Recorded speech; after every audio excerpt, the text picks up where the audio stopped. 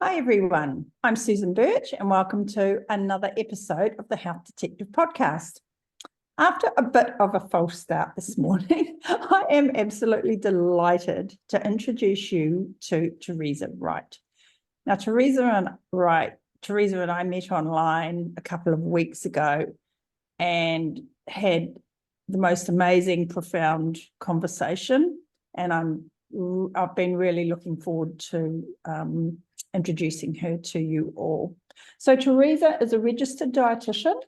She's a licensed nutritionist.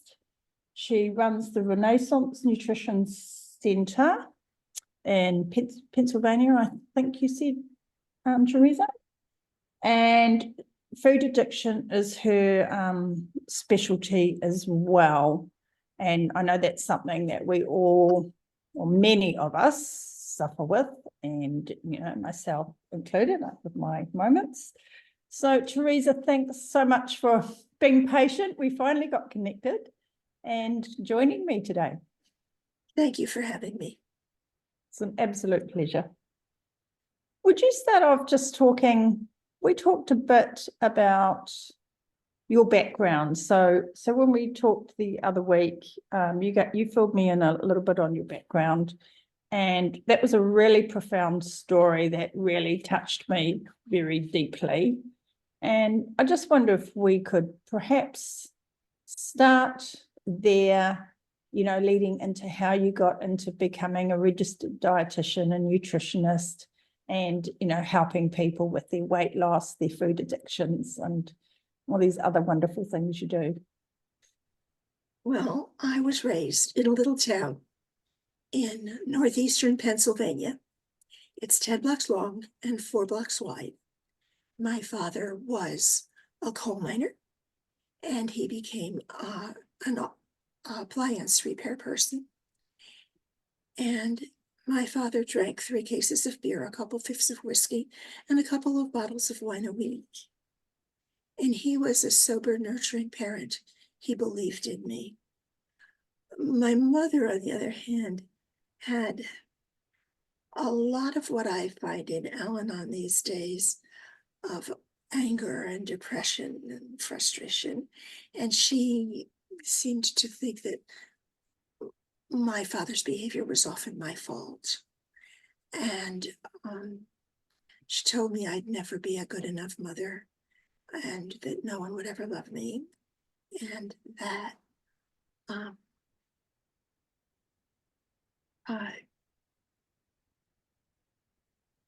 she was sorry I'd been born.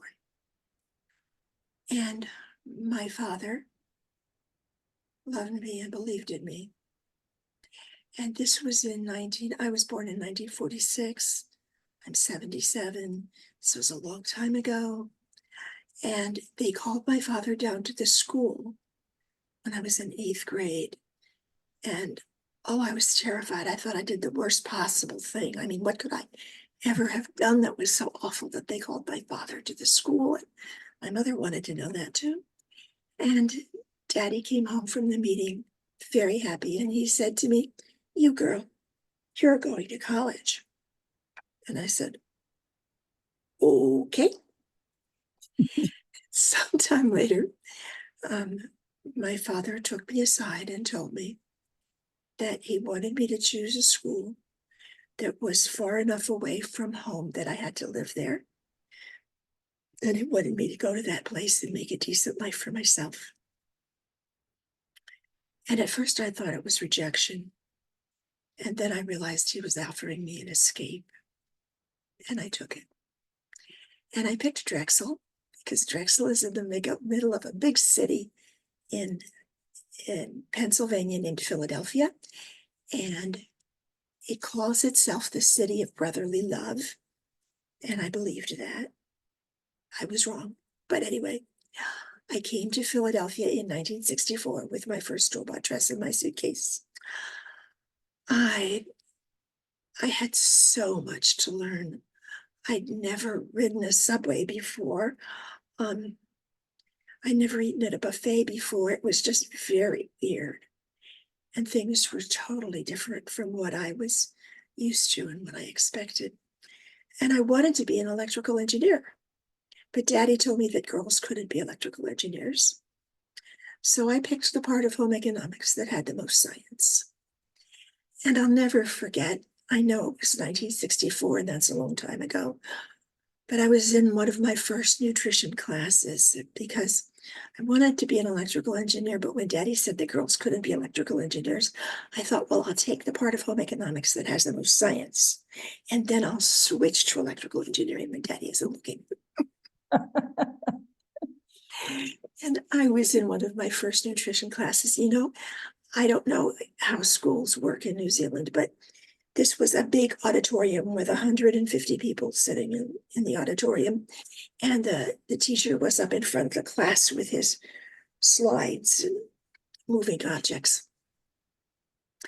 And I found myself yelling, and I said, wait a minute, stop, hold it, stop, wait a minute.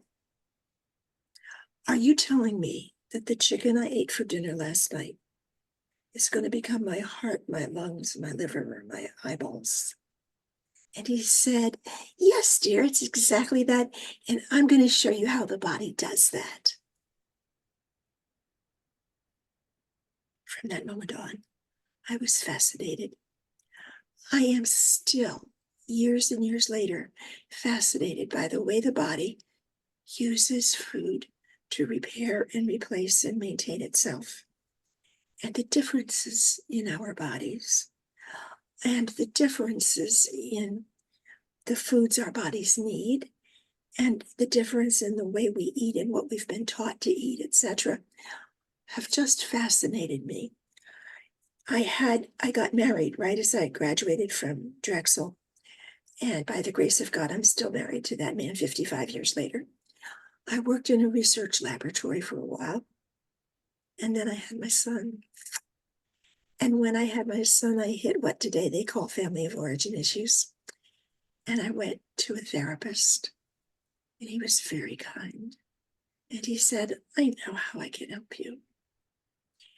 And he worked with me on who I was and who I wanted to be. And he sent me to Al-Anon. Well, I ran screaming from Al-Anon. Susan, those women were so much like my mother. I couldn't deal with that. And he said, okay, go to AA. And I said, I don't drink. I'm not that dumb. And he said, your father drank enough for both of you. Go to AA, they'll let you in. And I went to this AA meeting, and I met a bunch of little old men who got sober before God did. And they adopted me.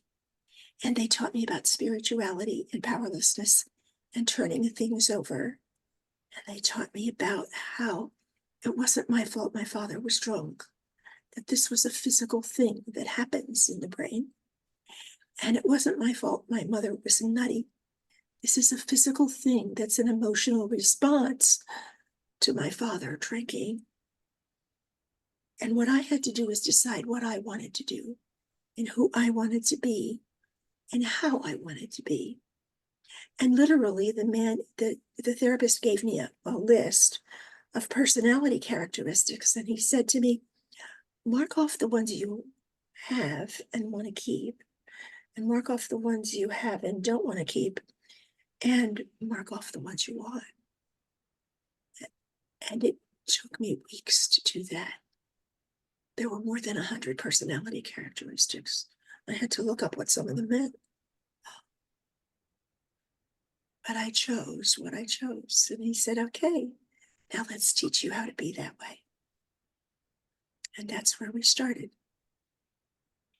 And my son, I learned to care for my son. I learned to respect my son. I learned to pay attention to his wishes. And I learned to draw simple boundaries with him. And then 4 years later, I had my daughter. Light of my life. And when she was 1.5, I guess, I went back to Drexel. I got a master's in nutrition. My master's thesis was about things that help people succeed at weight loss. And I worked very hard. And I then went and I worked in hospitals for a while. I was a burn center dietitian, and I went to a regular hospital, and I was the critical care and cardiac rehab nurse dietitian, and I was the psychiatry dietitian. I was in hospitals for 14 years. The other dietitians always gave me psychiatry. They said I fit in best with the patients there. They were probably right, but the truth is they were all afraid of the psych unit. And I never saw anything worse than a psych unit than what I grew up with, so it didn't matter to me at all.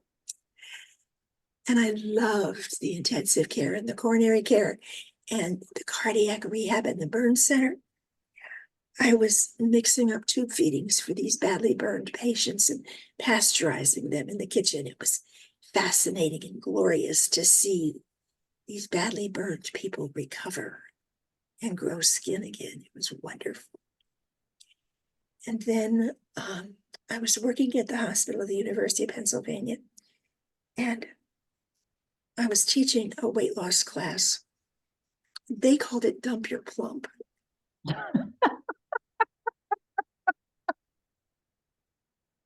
Oh, that's actually pretty good. Changed the name of the weight loss class to Trim. The result is measurable. And I taught them last class behavior modification. And half the people did just great and had a wonderful time and lost their weight, knew what was going on. And the other half of the people were still eating sugar and other stuff when the class was over. And I remember I was driving home from work one day and I said to God, help me with this, please. You know, I know you have a lot of things in the world to take care of that are more important than my clients who can't lose weight, but help me, please. There has to be a reason. There has to be something else besides the food that's causing this problem.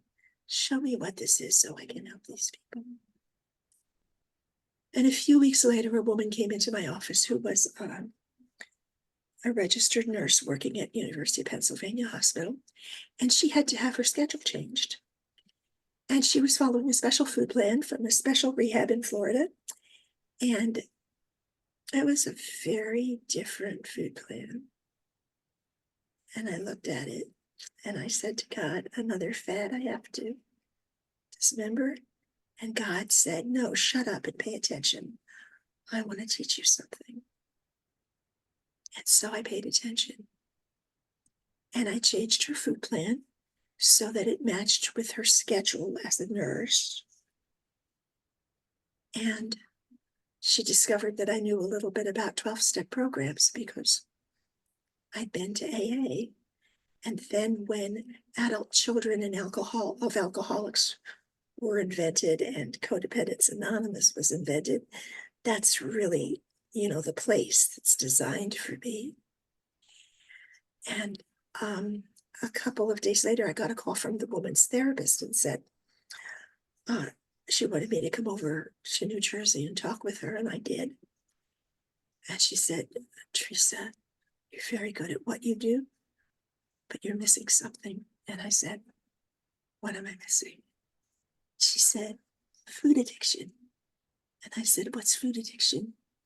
And she started to explain it to me. And in my heart of hearts, Susan, I knew she was right. That some of the people in my classes couldn't follow my instructions because I had left in their food plans the foods to which they were physically sensitive. And so I started working with her and working on this process. And as part of the process, my daughter got diagnosed with a learning disability before the special needs acts were passed in Pennsylvania. And she was in 6th grade and reading on a 1st grade reading level. And the people at her school didn't know what to do with her. So I quit my job at the University of Pennsylvania, and I spent my days on the telephone with psychologists and psychiatrists and other kinds of people until I found someone who said to me, yes, and she's blonde-haired and blue-eyed and cute as a button, isn't she? And I said, how do you know that? And he said, she wouldn't have got this far if she wasn't. And he took her under his wing. And she had to go to a special school. And I had to drive her there by 9 o'clock and pick her up by 2:30 or 3 o'clock. And you know, there are no jobs for dietitians that are full-time and start at 9:30 and end at 2:30. And the tuition at the school was bigger than our mortgage. So I became instantly willing to do whatever was legal and earn money and let me pick her up on time. And what grew into was this private practice in food addiction. I went into my 12-step rooms and said, help me, I don't know what to do. And people would come up to me after the meeting and say, you know, I work for a psychiatrist. You could see some of our patients. And I work for an endocrinologist, and you could see some of our diabetics. And so I became instantly willing to do whatever people asked me to do. And the therapist got me an office across the hall from her. And she would send me her clients, and I would see the client, and then the client would see her. And then she'd come over and tell me what I did right and wrong. And I learned, and I worked really hard, and I listened really hard. You know, the very first therapist I ever worked with said, it's really easy to be a therapist, Theresa. Just shut up and listen. And listen until the client says the right answer, because the right answer is always inside the client. And when their client says the right answer, say, yes, that's it. And so that's what I did. That was my principle. The other principle I live on is gentle. My life growing up was harsh and hard and rude and painful. And I came to value gentle. And I work really hard. And you'll find in my promotional literature the word gentle. And you'll find that clients call me gentle because that's who I've become. I don't want to beat you up. I don't want to tell you how awful or how stupid you are. I just want to help you find and create a food plan that will work for you. And to be a food plan that works for you, first of all, we have to take out all the foods that you're sensitive to. Because if you're going to eat your binge and drug and trigger foods, you're not going to be able to stay well. So we take out all those foods you're sensitive to, and we create a food plan that is high in nutrients and that meets your body's nutrient needs. Makes you feel full and comfortable so that you're hungry for 5 or 10 minutes before mealtime and you're satisfied after your meal. And you don't have to struggle, and you don't have to fight, and you don't have to restrict. A diet is a period of starvation that happens right before you gain 20 pounds. Mhm. Recovery means something else is going on here. The food problem, it's the symptom or the cause of the result of some other problem.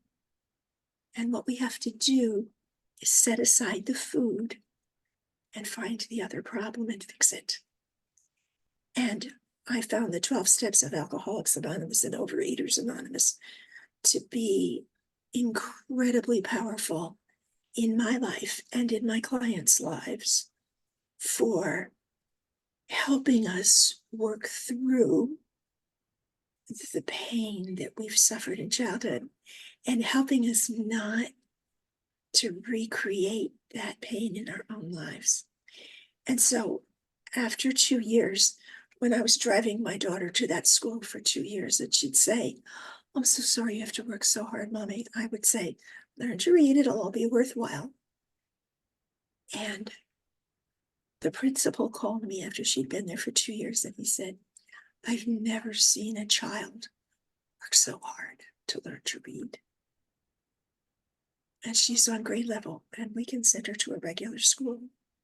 And I was euphoric. I thought, oh, great. I called my accountant and I said, Kathy's going to a regular high school. I can go back to work. And he said, no, you can't. And I said, why not? He said, you have a business to run. And I said, oh, me, what business? These are my friends from 12-step programs helping me get my daughter through school. And he said, oh, no, Theresa, you have 11 offices. We're going to incorporate you now. And that's what I did. And I've been working with people with addictive eating problems since 1986. And what I do is I create an individual food plan for every person. And I calculate out the calories and the grams of fat and the grams of protein and all the other nutrients that they need. And I calculate what they need and I make it in a way that works for them. If your breakfast is at 6 o'clock in the morning and your lunch doesn't come till 1:30 or 2, you need some other food in between. And so I'm going to put a mid-morning snack in there so that you can feel comfortable all day long. And so I don't believe in following anybody else's diet. Diets are periods of starvation that happens right before you gain 20 pounds. Recovery means that you stop, look, and listen, and you pay attention to what's going on with you. What are the foods that are triggering you, and what do you have to do about them to make your life better? You know, I see that you wear glasses, Susan. Why do you wear glasses? Because I have eyesight that is not so good anymore. So your eyes are different from the way they were in childhood and from the way you want them to be now. Yeah. You go to a doctor and he measures. He measures what you need and he gives you a pair of glasses that make you see the world in a new light. Mm-hmm. Taking out the binge and drug foods allows my clients to see the world in a new light. Taking out the binge and drug foods and nourishing the body well, it makes it so much easier. Now, I have to say before you ask me another question that the thing that we need is support. I can't do this on my own. I have a posse. My clients can't do this on their own.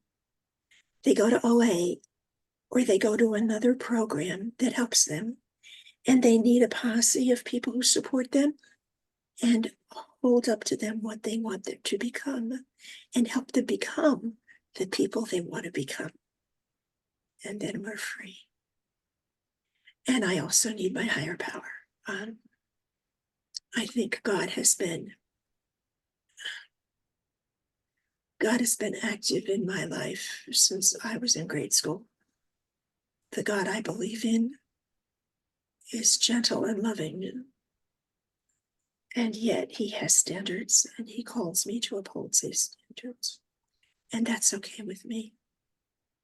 That my will and thy will be one is important to me. That's all I do. Well, so much of your message really resonates with me, you know, and I think last time when we talked, I said, you know, there was, you know, that joy and that hope that came from your message and inspiration. And I'm sure that people who are listening, so many of us do struggle with food addictions and body image issues and this conflict between how we want to be and how we are and how do we get to be where we want to be. I really resonate with, you know, the chicken that you ate becomes your, you know, your heart and your muscles and your liver. And I mean, that just speaks to me so very, very clearly. Absolutely. And the message about, you know, we need to be eating nutritious food. And I don't know what your thoughts are about this, because I know that, we talk about eating as being social, people love food, we go out, there's that whole sense of community, that's that connection over food, having a glass of wine and a nice meal and a dessert. And that's considered a really valuable part of why we eat and how we eat.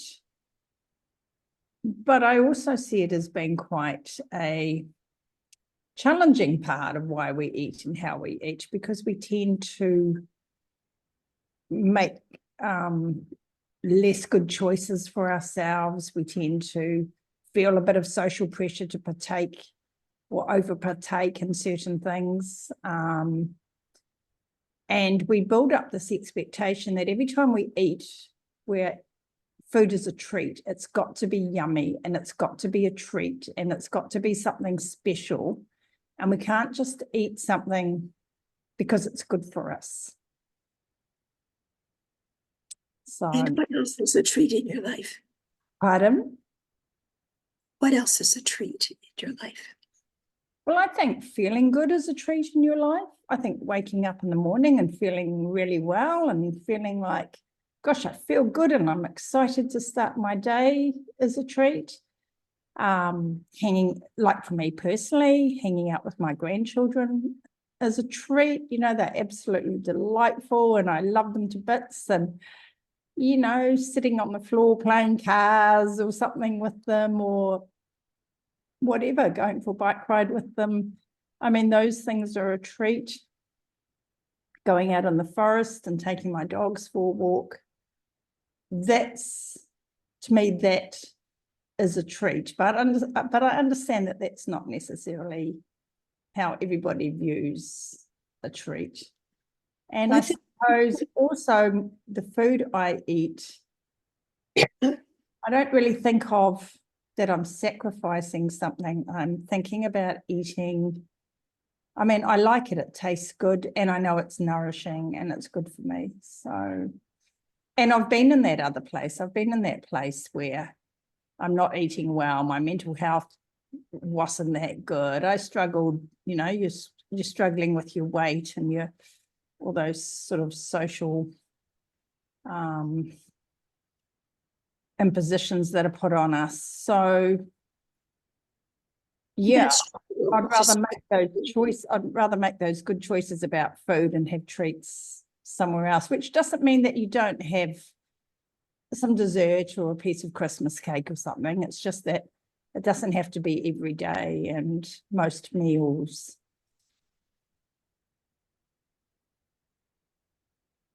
See, if you let the food be there too much and you eat the foods you're physically sensitive to, you find you can't stop and you're thinking about them and you're obsessing about them and you want to eat more of them. And what that does is distract you from what you really want to create in your life. And so often we've taken these diets that other people have created for us and started on this period of starvation, and there wasn't enough food and we weren't happy.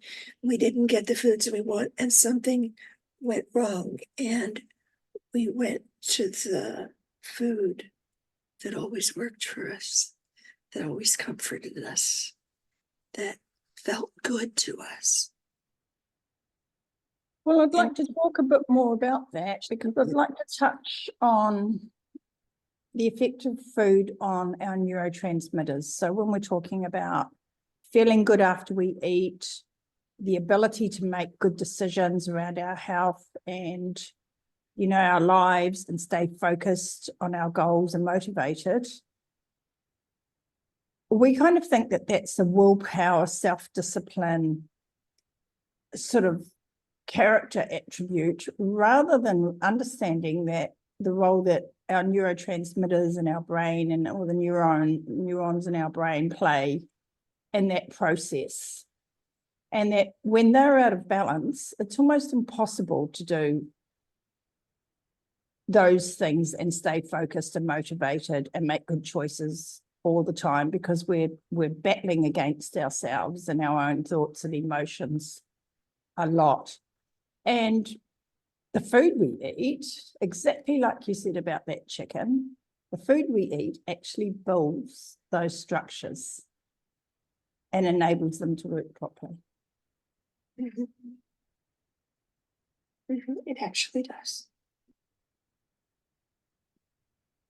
And it releases neurotransmitters in our brain that make us feel certain ways, that make us feel more relaxed, more happy, more comforting.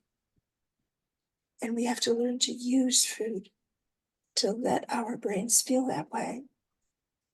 But then the food that we eat can also trigger new neurotransmitters that are closely tied with addiction. So, we end up with excessive dopamine, and we have to keep eating more and more and more of the things to trigger it and make us feel good. And other neurotransmitters that balance that out become disrupted. So that's where, When you eat half of a chocolate cake, a lot of dopamine is released and you feel wonderful. And if you keep doing that, then the body has an adjustment it makes where the receptors that accept the dopamine and give you that great response shut off or shut down, or only a few respond. Then you get frustrated and you eat more and more and more and more, and the receptors shut off because the body's had enough. And so then you don't get the good feeling from the food anymore. And that's a shame. And sometimes it takes a long time for that to come back at all. Yeah. But my point is that until you take out the foods that trigger you, until you take out of your diet the things that set off your addiction, you won't get any peace. Well, I liken it to an alcoholic. We don't say to an alcoholic, just have a little bit of alcohol and you'll be okay. Just have one drink a day, because as they have one drink a day, so it's abstinence. And the struggle around food is that we must eat food. We have to eat food. Everyone has to eat food. And when people are feeling in that anxiety, that negative self-talk, maybe childhood trauma or other trauma throughout their lives, or even just the daily stresses of having a family and a mortgage and going to work, how do we encourage or get people to see that they need to make those changes? And it's not the initial making changes, because people will make those changes for 6, 8, 10, 12 weeks, I've seen a whole bunch of friends on Facebook who've been, yay, I haven't drank for 12 weeks, and yay, now it's the 1st of April, now I can start drinking again. So how do we implement those changes long term and get sustainable change? I change. You change. You change yourself. We take the drug food or the drug itself out of our food plan, and we begin to look at who is the person we want to be, and what has the drug or the drug food taken away from me in my life. What is it that I really want in my life? What do I really want to be in my life? And how am I going to handle this? Now, for myself, I don't know anybody who does this alone. I needed therapists and 12-step rooms and good friends and a higher power that I believed in to help me get over my mother. And my clients need sometimes therapists, sometimes not, but they need a support group. You know, in the early days of the United States, in the 1700s and the 1800s, in the West, when it wasn't really civilized yet, you had a sheriff. And the sheriff had a posse. The posse was 5 men who lived in the neighborhood who he trusted.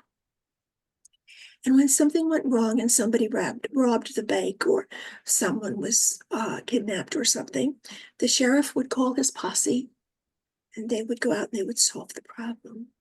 And those 5 people in the posse were trusted by the sheriff, and they had the same goals and values that the sheriff did.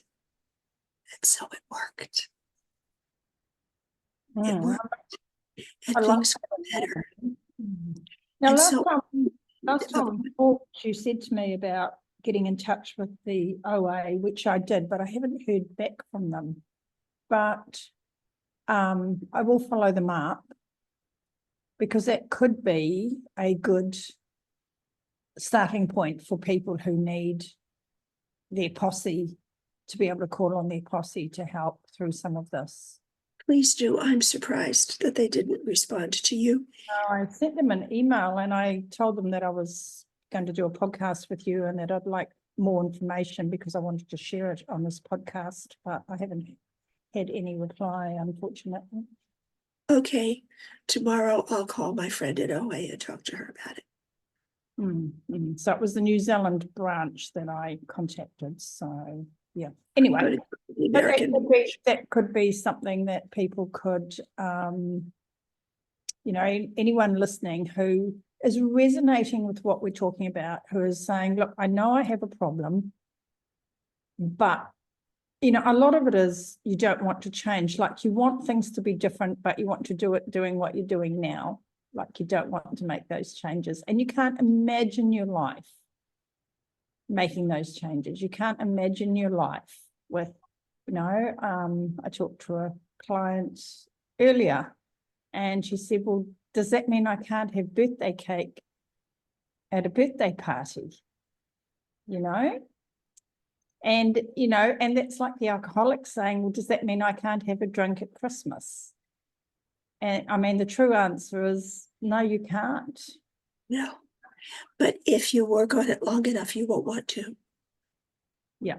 See, our lives get better enough when we put down the binge and drug foods and we work a recovery program. That's the essential piece. And when we work the recovery program, we get so involved in being who we wanted to become that it's worth a sacrifice. I had a woman call me just today, actually, and she's one of my clients, and she had had almost 90 days of abstinence from her binge and drug foods.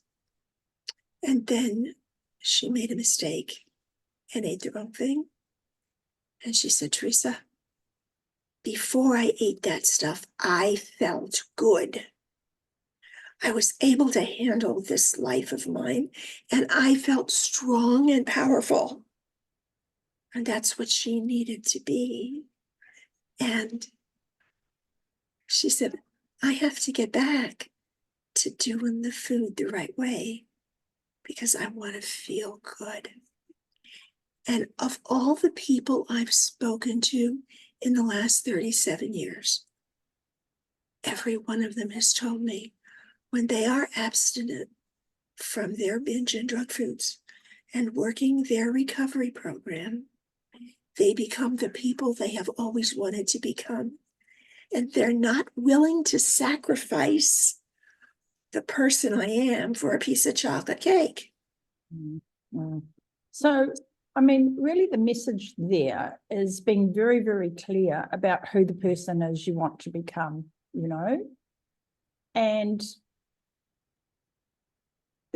I think that's quite I think that's quite interesting and something that we don't spend enough time on. Sometimes we think, oh, we want to be skinnier or we want to be fitter, but we're not really talking about who we want to be as a How else has the food? Yeah, yes. yeah, and who we are as a person embraces our health as well, so we want to be healthy. We want to have good brain function as we get older. We want to be able to get out and run around with the grandkids and get up and down off the floor and not fall over and break our But I back. have to say something else here. There's another piece of this. I don't know how much this is in New Zealand, but I know how much it is in the United States. So let me just share it with you. My father had several wise sayings. And one of my father's often wise saying is, when you don't understand what's going on, look for the path of the little green dollars. Yeah. Look for where the money. Look, I think that's worldwide. I think that's worldwide, In America, we have more artificial and man-made foods. Something like 70% of our grocery stores are refined, processed, and man-made foods. Man-made foods means they didn't exist before man made them. I want my clients to eat foods as close as they can to the way God and Mother Nature planned it. Yeah. And that will make their bodies function better. And when we cut out of our diets the man-made and the artificial and the hyper-processed foods, we find our life is different. We find our brain is different. And we find we can deal with life differently. In America, I'm not going to mention names because this is a podcast, but there's a cigarette company in America that owns 2 weight loss programs, that owns 2 programs that are 2 manufacturers of processed and man-made foods. And so people can lose weight at one of their programs, and when they leave the program and gain it back, they can go and lose weight again. Yeah. And so much of this is financial. And we have to be careful about the fact that, you know what? The food companies don't have our best interests at heart. They have their bottom line at heart. No, but it does still come down to us making choices. And absolutely, although people always, people regularly say to me, I don't know what to eat. And when I explore that with them, they know exactly what to eat. What they really don't know is why they're not eating it and why they're choosing the other food. So that is the real question, rather than I get up in the morning and I don't know what to eat. And the other thing I find fascinating with that is, and it's a story I've told a few times, I had a client and she did really well. She lost, over sort of 6 months or something, she lost, I can't remember now, it was a long time ago, but she lost significant body weight. She got really fit and strong at the gym. She looked really amazing and she just felt so good. And then inevitably she drops off, we don't see her anymore. And then when I did finally catch up with her, she regained the weight, and I said to her, so what happened? What went on? And she said, I just got bored eating the food. Now, this lady had had the same cereal for breakfast with soy milk and a banana every morning for sort of 20 years. She'd had a cheese sandwich at lunchtime every day, the same food, And I said to her, what have you gone back to eating? And she said, oh, what I was eating. And I said, well, don't you get bored with having, I love it. She said, I just look forward to it. I can't wait to eat my cheese sandwich and have my cereal and my banana and my soy milk, even though the results of doing that was just so obvious. Mm-hmm. What do we have to do about that? Yeah, well, that is the question for everyone, isn't it? And I find with have to change what she's eating to be able to keep her at her normal body weight and to satisfy her the same way that the cheese sandwich did. but it's not triggering the dopamine. It's not triggering, it's not fulfilling the cravings. She sees that as a reward. She sees having a chicken salad or something as being a punishment, not as being nurturing. And we have to find something else that feels nurturing to her. That's very challenging. Yes, it is. It is very challenging. And because the other thing I find, when I work with clients, you know how clients are always excited and motivated when they come and see you, and they feel really hopeful because you talk to them about what's going on with them, and they get the sense of light at the end of the tunnel, and they can see some biochemistry there, and they can see some blood test results, and they feel like anything is possible. And then when you start working with them and you start asking about the challenges, because I think that is so important. I think it's really important that we talk about the challenges that are going to come up, not what's going to happen on a perfect day when everything falls into place, but what happens on the day when you get the call from school and the kids are sick and it's pouring with rain and you can't be fair going to the supermarket, and or you've had a really long, tough day at work and things haven't gone as well as you want. Or like today, my computer wouldn't work, right? And we're running late and it's anxiety producing. And I know you're waiting on the other end, not knowing where I am. So it's having strategies in place for those kinds of challenges, I think, that are really important.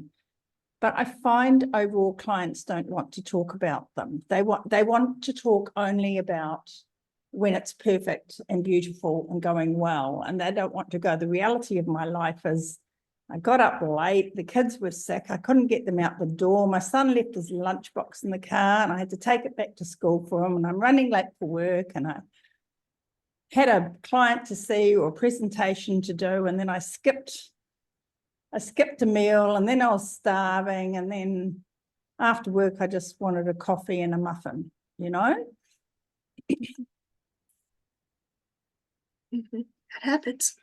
It does. And the thing is that is the reality of life for so many of us. Or yes. Yes. It's my job to teach my clients how to avoid that. Yeah. So we have to learn. So one of the things I think we really need to do, and I encourage anyone listening to this, is to really sit down and nail what those challenges are. Like, what does happen in your day? And then what can you do and how can you be prepared to have some food or something to help you get through that tough time, My clients regularly have what we call metabolic adjustments, because I don't want to call them snacks. Food items in their drawer, or in the freezer at work, or in their freezer at home, so that they have a place to go immediately, if not sooner, and get the things that they need or they want to have. And when they do that, they don't have to go to the fast food restaurant to get lunch. And I think there are some, there's still processed food. I look at some of them and they've still got some things in them that aren't ideal, but I know I use them. I'll keep some, the best quality protein bars I can find. I'll keep a box in the fridge, and when I get caught out or they taste nice, you feel like you've got a bit of a treat, and they're quite helpful to get you through some of those, more challenging times, I think. And, there are lots of different options that you can find that will fulfill that role. But see, for me, when I've had a bad day and I deserve a treat, my clients will think of chocolate pudding.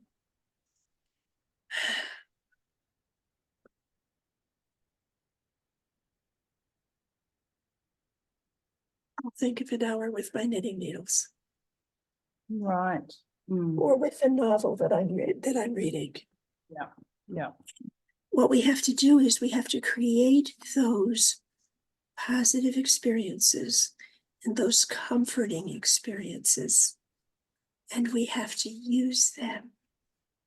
So when mom gets the kids finally off to bed, she's going to call one of her posse members and say, I've had a shitty day and I need to talk. Mm. She's going to vent off at her posse member and talk about how bad it was and how difficult it was.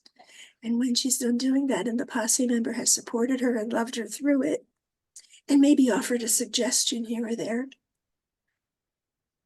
she's not going to want to eat again. And when I have clients who pray, I just want to talk about spirituality for a minute.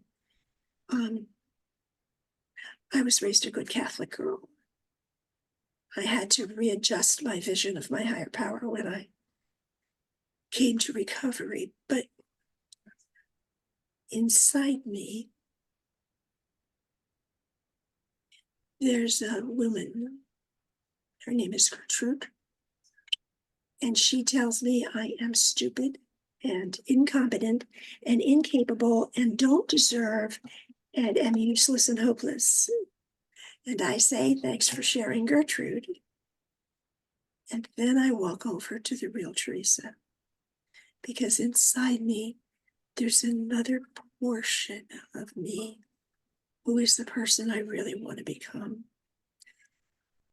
And that person gets connected to the powers of the universe that draw into our lives the things we want and need to have.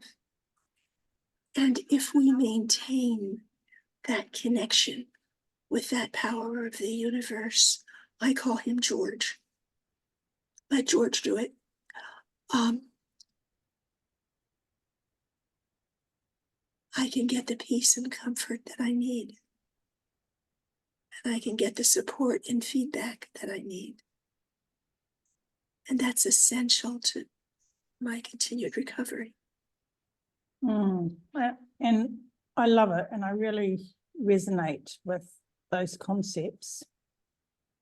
I suppose my thought for you and also for myself is you've been doing this for 60-something years now, and you're still talking about recovery. And, I've been sort of doing this for 45 years, and I still talk about recovery. So it's sort of like you put things in remission, but it never really quite goes away.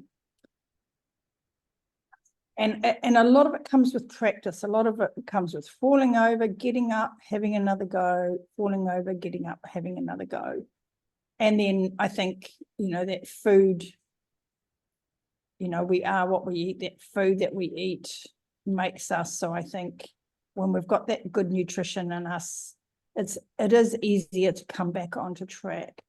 But how does somebody who feels alone, who may not feel like they want to go to OA or a group, who doesn't really want to share with friends or family, how do they find a place to find their, sorry, I've forgotten, you had George and you had, who was your other?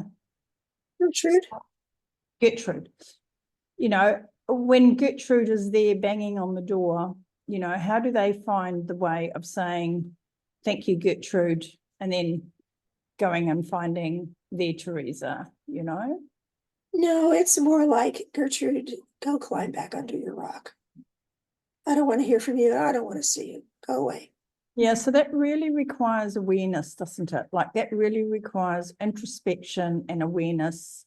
And, I had beautiful young client today and sort of asked her how she talks to herself about her body and you know, what does she think when she walks in the mirror? And she looks in the mirror and she said, nothing. I don't think anything. So when we explored that, you know, it was very obvious that she had humongous amounts of negative self-talk and self-image associated with that. She tries to hide it and pretend it doesn't exist, but it is sitting there. And, you know, how do we find our way through that negative self-talk, which comes from, you know, all sorts of trauma and personal experiences and on our own? I mean, is there anything you can suggest that people do? Everybody. It's different for everybody. How I found it was a book named What to Say When You Talk to Yourself by Shad Helmstetter. I think it was 1975. That's an excellent book. I'll put that in the show notes, actually. Thanks for mentioning that. And there's a lot of work. Abraham Tversky is another one who has put out a lot of books on how to be well with yourself. And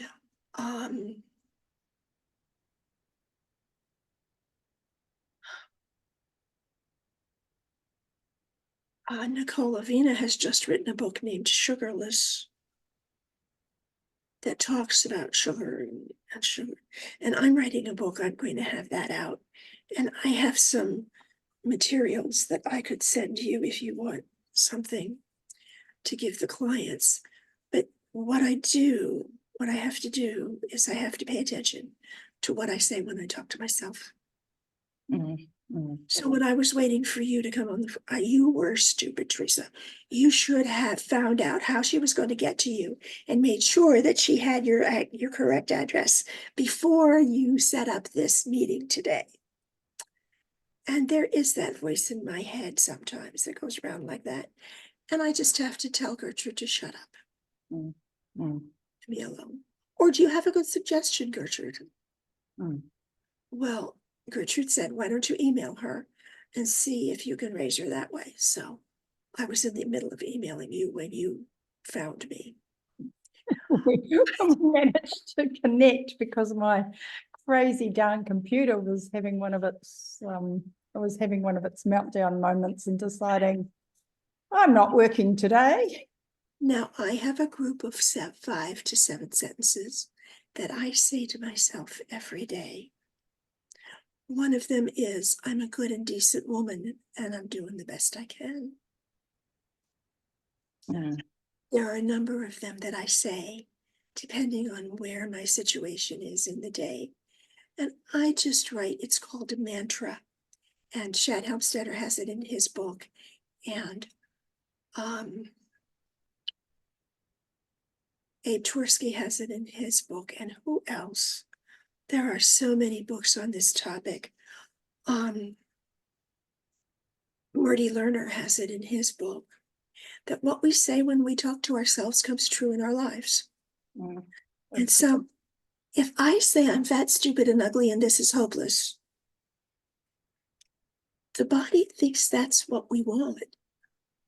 And the body believes it's the body's job to do what we tell it to do. And if we tell our body, I'm fat, stupid, and ugly, and this is hopeless, the body says, okay, I'll do that. But when I tell my body, I want to be lean and strong and mostly sane, please. I want to be healthy and able to walk and able to sing and able to enjoy my life. I have rods and screws in 19 vertebrae in my spine from scoliosis. Before the surgery, I spent the weeks telling my body that the knives were meant for healing, not for harming, and that the body was to listen to the surgeon, do whatever the surgeon wanted, and then kill all the bacteria and heal the wound. Well, I was a year after the surgery when the surgeon said to me, I want to know how come you healed so well. Most of my clients, I mean, when I was in your back, all I had to do was think that I wanted some vein or artery to move, and it did. And look at how beautifully you've healed. And now most of my clients take 2.5 years to heal this way. What have you been doing? And I told the surgeon that I ate my vegetables. Nice. And I told the surgeon that I spoke kindly to the body and asked the body to please heal this wound. And I think that is a really good message that circles right back to the start of when we began talking about not only you speaking gently as a therapist and as a nutritionist to your clients, but teaching people to speak, teaching all of us, we all need to learn how to speak kindly and gently to ourselves. Right. And what you tell the body you want, the body will try to give to you. Yeah. Yeah. If you talk to your inner core of wisdom, or if you have a higher power or a God or a universe in your life, and when you say to those powers that are around you that are bigger, I'm not stronger than a thunderstorm, but I can tell the thunderstorm that I would like some help with this problem. I feel like the energy comes to me. And when you're walking in the woods with your dogs, notice the energy that comes from the trees and plants that are in the woods, and feel that energy and let it empower you to do what you really want to do in your life. And we have to stay focused on that. We have to not allow ourselves to get so totally lost in the I'm so stupid and fat and ugly that I don't deserve anything worthwhile.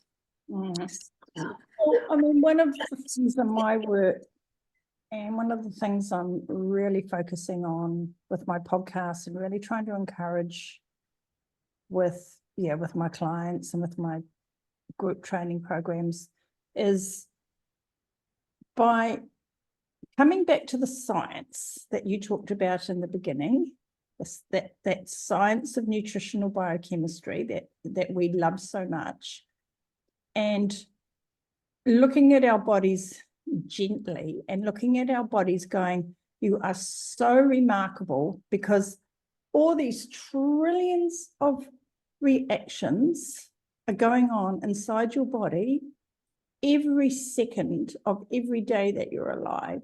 And your body isn't trying to be hateful or hurtful to you.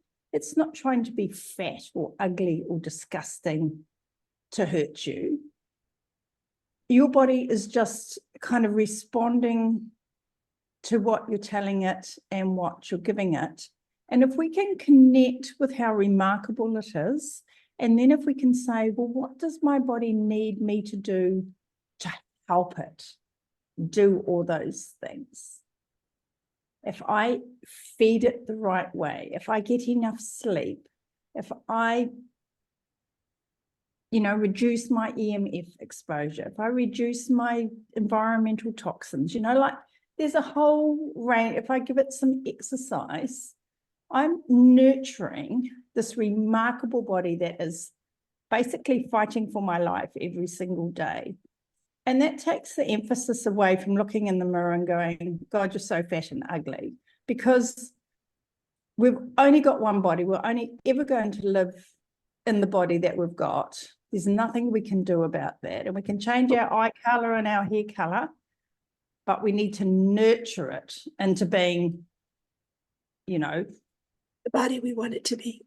the body that we want it to be. I have to say to the body, I am so sorry for eating that chocolate cake yesterday. That was absolutely the wrong thing for me to do. And I'm sorry for giving you all that extra work. Please just toss it. Take me back to my normal body weight.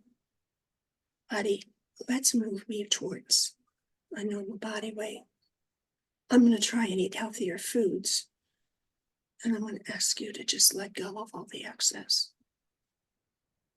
And now I could be talking to the body about the fat, but not beating the body about the fact, because it wasn't the body who ate the chocolate cake, it was the mind.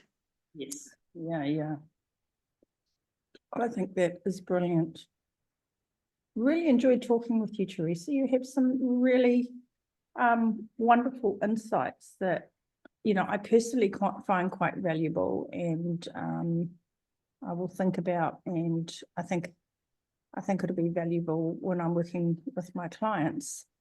Is there anything else, we've talked sort of about quite a few things. Is there anything else you would like to share? I'd like you to tell people where they can get hold of you, your website, and we'll put that in the show notes so that I know you've got a lot of resources on your website as well. I know you've got LinkedIn because that's how I got in touch with you. Do you have any other social media as well? Would you like to share that with us? Sane Food, www.sanefood.com is my website. I have an email address that people are welcome to email me if they have questions and want to talk. And I want you to laugh at the email address. The first client I ever worked with invented my email, was setting up my email for me. And I didn't know what do you want me to say for you? She wrote, Theresa says, Theresa, S is in Sam, E is in energy, Z is in zebra, Theresa says at Comcast.net. You need to be eating the way Theresa says. So I'll get that off you at the end anyway, but Theresa is so Theresa, and Theresa then says, Theresa, and then what was after that? S-E-Z. Theresa says. F-E-Z. Yes. Listen to what you say to yourself. Theresa says, pay attention. Right. And Theresa says you can't eat that chocolate cake. I love it. So any final thoughts on some other way I can be of help to you? I think that was amazing, and I know where you are, and I know we'll keep in touch anyway, and yes, let's keep in touch anyway. And talk about other things that are going on, and I'll talk to you about any resources that you may want to share, and what I would do with them is make sure that they were all fully credited to you with your logos and things like that, so that they, well, that's really important, but they could be a great additional, kind of like bonus information that my clients could get some benefit out of. Yes, of course. But I'll talk to you about that. And you had a list, you said like list of 70 different names for sugar or something. You were going to send that to me as well, so that would be really. And my secretary didn't do that. I'm sorry. Oh, that's okay. No worries. My secretary is going to be out of the office for the next couple of weeks, but I'll send you the list of sugars. And I want to tell you that I'm not going to, I'm going to revamp the list of sugars, because I found 3 new books that are just published that have lists of sugars that are bigger than my list. There are 160 some on my list, and I found one that's 269 different names for sugar. Well, I think I've got about 25 on my list. I would love to update it. I'll send it to you. Thank you so much.